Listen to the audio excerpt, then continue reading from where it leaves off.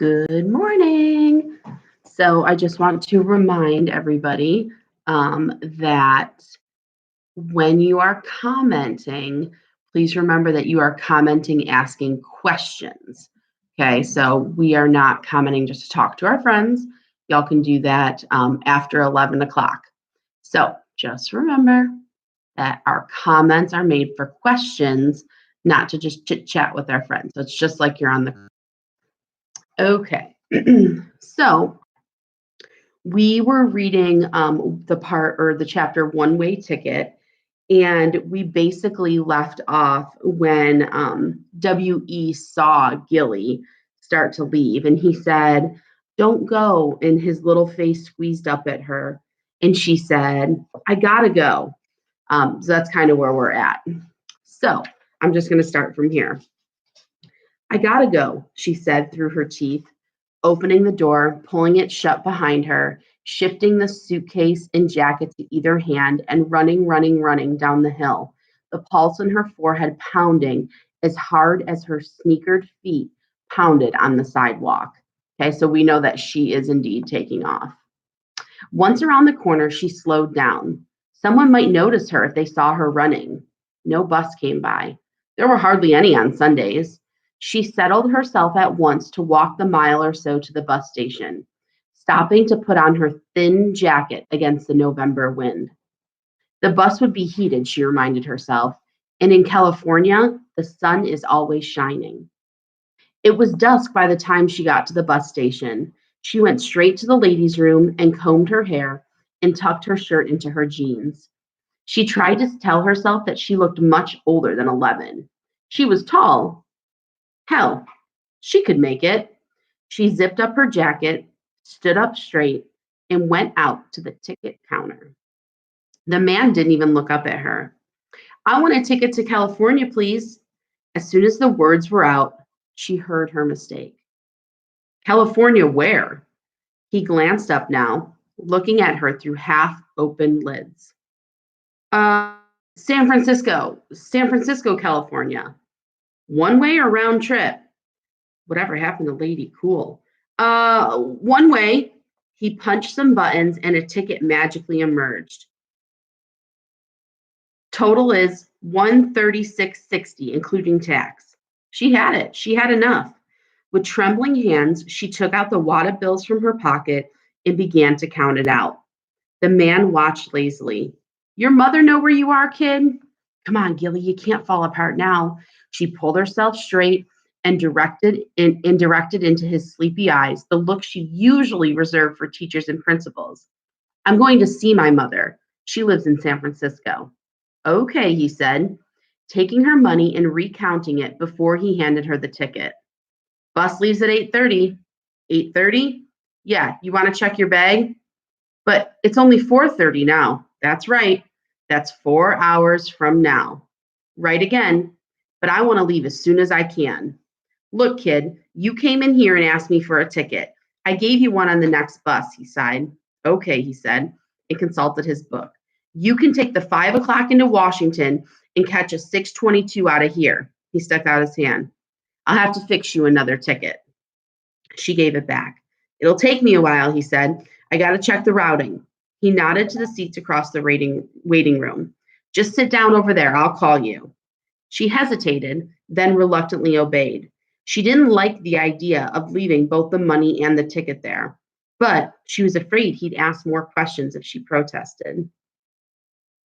He was a long time at it. He was on the phone a while, talking in muffled voice. Then he was poring through his books. Once he got up and went back to the baggage room and stayed away for several minutes. It was almost 4:45. If he didn't hurry, she might miss the 5 o'clock bus. She got up and got a drink from the water cooler. The water was warm, and somebody had dropped a piece of gum in the drain. She went back to the red plastic seat, still thirsty. The clock said 4:48 when the clerk came back and sat down without even looking at her. "My ticket?" But just then, a man and a woman came in, and the clerk got busy with them. It wasn't fair. She'd been waiting since 4:30. Gilly stood up and started for the counter. She didn't even see the policeman. until she felt his hand on her arm. Gilly snatched her arm back as she looked to see who had touched her. "Where you headed, girl?" He spoke as though not to disturb anyone. "To see my mother," said Gilly. "God, please make him go away." "All the way to San Francisco by yourself?" She knew the clerk had called him. Damn it. "Yes, I see," he said with a quick look at the clerk, who was now staring at them with both eyes well open. "I haven't done anything wrong." "Nobody's charging you with anything." The policeman pulled his cap straight and said in a very careful, patient voice, "Who have you been staying with here in the area?" She didn't have to answer him. It was none of his business. "Look, somebody's got to be worried about you. Like hell." He cleared his throat. "What about giving me your telephone number, just so I can check things out?" She glared at him. He coughed and cleared his throat again and looked up at the clerk. She might have gotten away in that instant, except for the money. Where could she go without money? "I think," the policeman was saying, "I'd better take her for a little talk." The clerk nodded. He seemed to be enjoying himself. "Here's the money she brought in." He held up a manila envelope. The policeman took her gently by the arm and walked her to the counter. The clerk handed him the envelope. "That's my money," Gilly protested. "I'll just bet it is, kid," the clerk said with a fake smile. If she had known what to do, she would have done it. She tried to make her brain tell her, but it lay frozen in her skull like a woolly mammoth deep in a glacier. All the way to the station, she asked it, "Shall I jump out of the car at the next light and run? Should I forget about the damn money?" But the woolly mammoth slept on, refusing to stir a limb in her behalf. I want to show you something here. We talked about this in school. Do you see? I just finished reading right here. See this space here between the next paragraph? Okay. I want you to type in the comments if you can tell me why the author chose to leave this big space here between the next paragraph. Okay, so go ahead and type it in if you can remember. And please remember, Kyle, we are only using the comments to talk about the book. All right, who's got the answer for me? Oh, come on, I know someone does. Oh, good job, Kyle. Kyle said a different stage, also known as like a different setting, right? Anybody else have anything else? It could be a different time period, a lapse in time. All right. So I'm going to continue reading. And I know some of you can't comment. Your parents message me, so I know that you may know the answer. You just may not be able to comment, and that's okay. In a back room behind the police station's long counter, two policemen tried to question her. The new one, a big blonde, was asking the first one, "She ain't got no ID?" "Well, I'm not going to search her. And Judy's gone out to get supper." "What about the suitcase?" "Yeah, better check through there."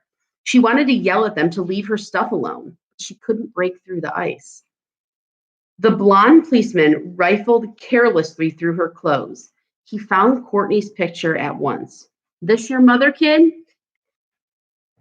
"Put that down," she whispered. Oh, now she's talking. "She said to put her picture down, Mitchell." Okay, I'm just trying to do my job." He put the picture down and continued to poke through the suitcase. "Bingo," he said, picking up the postcard. He read it carefully before handing it to the other officer. "All here, Ryan. Name and current address. And big surprise, she does know somebody in San Francisco." The one called Ryan read the postcard and then came and sat down beside her chair. "This your father's address here?" he asked, pointing to the address on the card. She sat perfectly still, staring him down.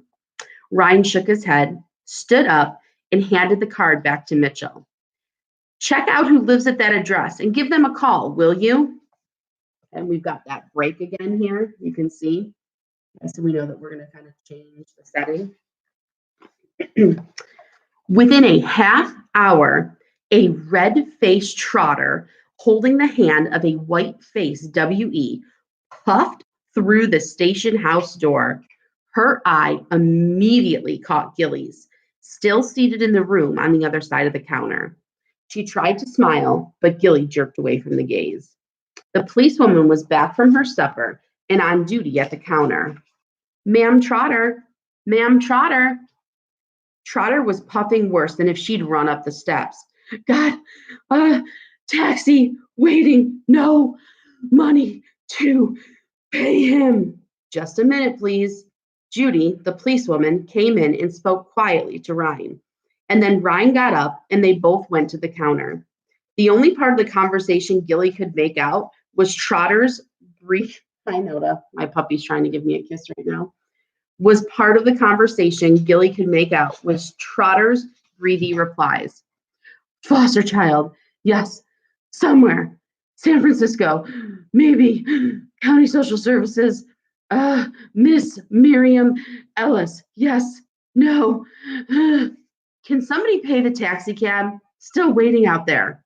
Officer Ryan gave Trotter the yellow envelope. She sighed and nodded, taking out some money, which she handed to him. He handed it to Mitchell, who handed it to the policewoman, who frowned, but went out to pay the cab driver anyways. No, no, Trotter was saying. Of course not. She's a baby. Trotter was still shaking her head at Ryan as he brought her back around the counter, W.E. clutching at her shabby coat. Trotter's breath had returned, but her voice shook as she spoke to Gilly from the doorway. I come to take you home, Gilly, honey. Me and William Ernest, we come up to get you. Ryan came all the way in and stopped again beside her.